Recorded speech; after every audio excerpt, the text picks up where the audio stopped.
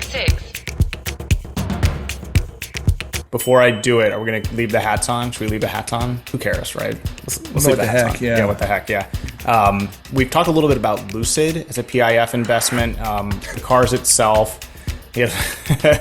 now I'm looking at myself with a hat on. Like, is anyone taking me seriously here? Yeah. Look at this bro. Boy, I'm even dumber looking in that. Hey, this is good.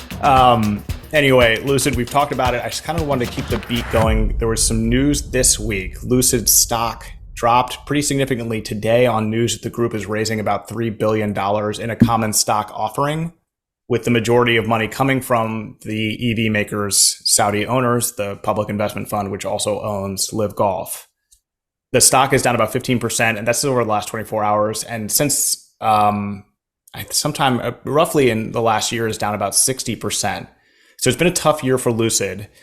The company announced the raise along with a corresponding investment from the PIF. And this was confirmed by Bloomberg earlier this week. The fund already owns 60% of Lucid, which is based in California. So I'm not sure what this new extra $1.8 billion of stock in a private placement gets the PIF in terms of ownership. Significant amount of investment. The company says it intends to use the proceeds to use essentially for general corporate purposes. It does have some cash on hand. I think they have $4 billion on hand, but I guess need this money. The PIF first invested in Lucid in 2018 and then steadily accumulated extra shares until it went public in 2021 through a SPAC, which is a special purpose acquisition company, and briefly was worth more than Ford Motor Company and General Motors when the stock reached its height at about $68 a share. It's down to about $6 a share, Richard.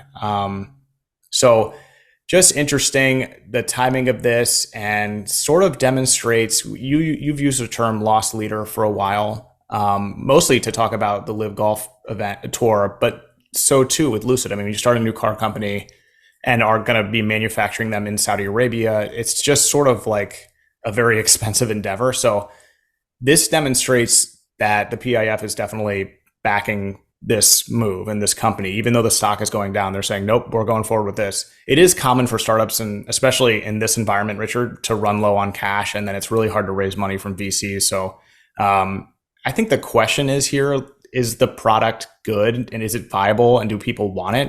And I think from personal experience, Richard, and you can speak to this, but like driving or like being in a Lucid, I haven't driven one, but you've driven one. I've been inside of one. They're so cool and so impressive.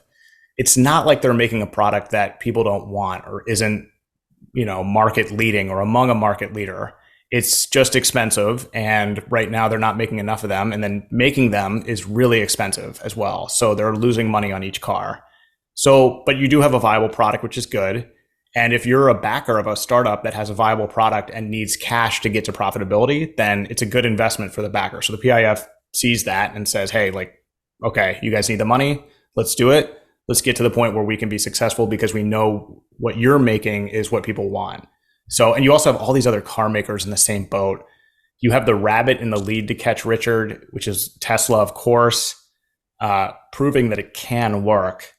Of course, what did a commenter say about Tesla's last week?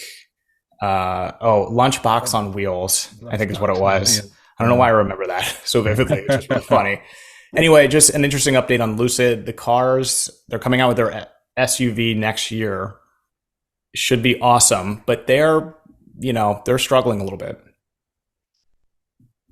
So much of what Saudi Arabia does is loss leader. I mean, the hydrogen play is a loss leader. A lot of their giga projects are loss leaders by intention and design, because they see these as eventually turning a terrific profit and creating all sorts of positive byproducts, including employment, technology transfer, upskilling, you name it. All things very important for Saudi Arabia. The Lucid thing is fascinating because we love it. We think it's beautiful. Every report we've seen is that it's well made. What their issue now, as I understand it, is not supply chains. It's that they have difficulty converting reservations into purchases. So, this is not, this has moved into a different sort of sphere of challenge. And Peter Rawlinson, the CEO, has basically said that 2023 has to be a marketing year because not enough people know about it. And that's his supposition, and hopefully they're right. But I mean, they produced in this first quarter, they produced 2,314 Lucid Air models and delivered 1,406. That's just not going to cut it. And their reservations, that were up to 34,000 reservations. And that's like my buddy who owns one. That's what he did. There was a Lucid showroom out at Tyson's Corner, and he went in and put his reservation in, but he converted it and went through with the purchase. And there's plenty out there, but again, we're fans, so we're probably not very good, in terms of our perspective. But when you look at it, it starts at 87.4. That's the pure.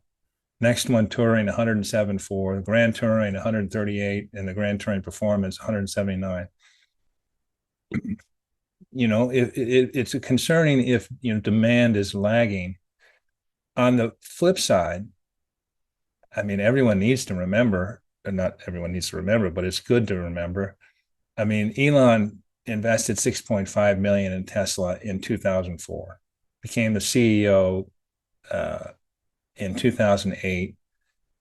They rolled out their first model in 2012, made their first profit in 2020.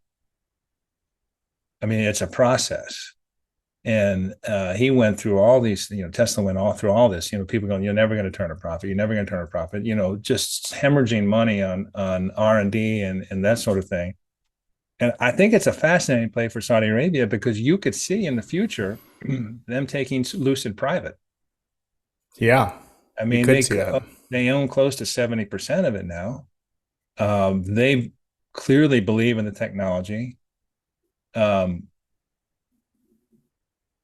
Lucid, even though it's in a difficult span now, I mean, it's awfully nice to have this kind of backer because, the burn rate and available cash is always a challenge for startups. And they have a backer who has said, we're with you all the way on this, it appears, which is really has got to be really encouraging.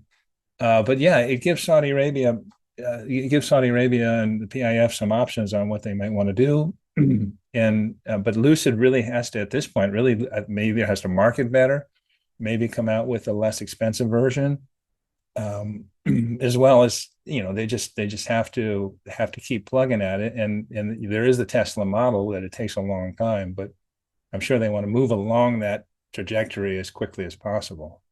Yeah, I think both of those things, Richard, are important. We like it because we have had the opportunity to be inside of one and to see it and, to get up close to it. But if you said they only made 1,400 this year, it's kind of amazing that one of your friends has one. And then there's some dude that lives near me here in St. Michael's that has one. I see it like twice a week. He's got to live really close to me because I see it all the time. Like, oh, Lucid, wow.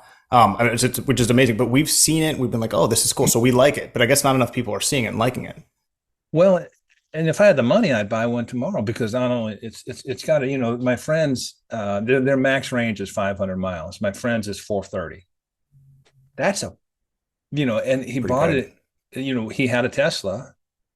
He's a UVA grad. Oh, nice. So he's smart and cool. He goes down to, exactly, smart and cool, just like you, exactly.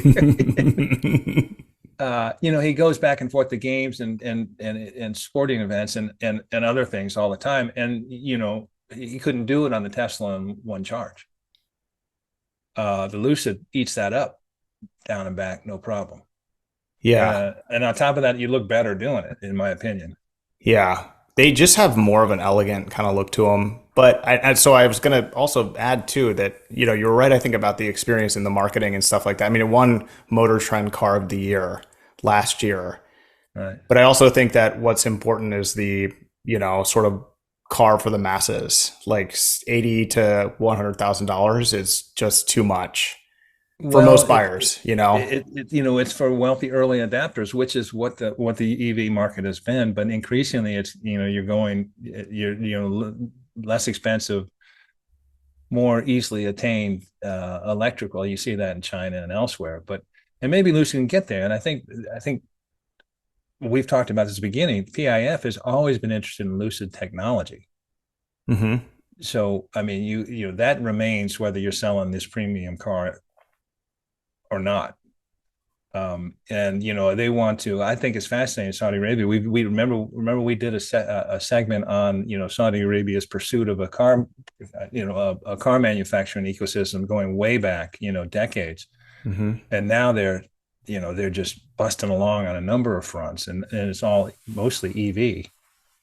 It's just a fascinating period. This is a really interesting tale. I guess Bank of America analyst John Murphy, who watches this and everyone comments, sees Lucid not breaking even before 2027.